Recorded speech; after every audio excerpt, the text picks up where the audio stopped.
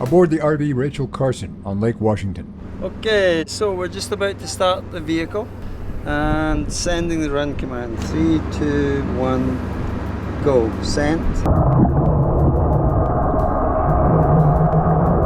APL oceanographer Craig McNeil and a team of scientists test the deployment of AUVs, autonomous underwater vehicles, and the calibration of imaging sonars and custom acoustic sensors on the AUVs. The goal, learn more about methane seeps, bubbles of methane gas released into the ocean from the seafloor. McNeil says more data is needed to measure the seep's impact on the ocean and the atmosphere, both positive and negative. Greenhouse warming is occurring. The oceans are getting warmer. The water has been hitting triple digits, and we're talking hot tub level temperatures. The atmosphere is getting warmer. More than just record-breaking. Warming triggered by greenhouse gases, primarily carbon dioxide. But methane is also a greenhouse gas. It's actually more potent than carbon dioxide.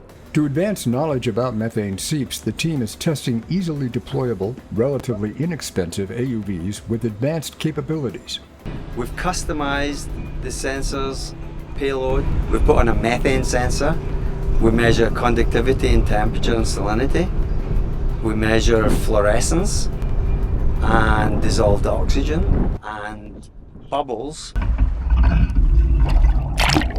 For testing purposes, this device generates bubbles, much as a seep does. The bubbler is an artificial source to calibrate the acoustic sensors. These AUVs are capable of finding methane bubble flares at depth, and then measure the flares at the source and up through the water column. So it's just acknowledged it. I sent the command to come up to the surface for recovery. It acknowledged it. Oh, and it came up right there. Surface down. Nice work. It's a little close. Nearly jumped in the boat. Additional sensors give the AUVs a wider look underwater. At the nose cone here, we have another type of acoustic sensor. It's called a forward-looking sonar, and it sends out sound ahead of the vehicle, and it can look out about 100 meters, so you can see what's coming as the vehicle's flying. These guys behind are only looking upwards.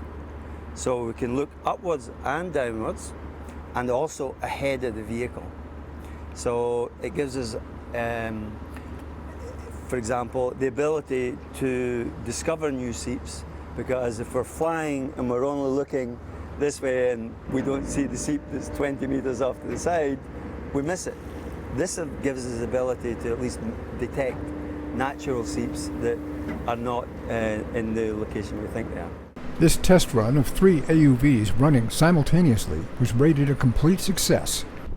Our ultimate goal is to get offshore in the Cascadia margin.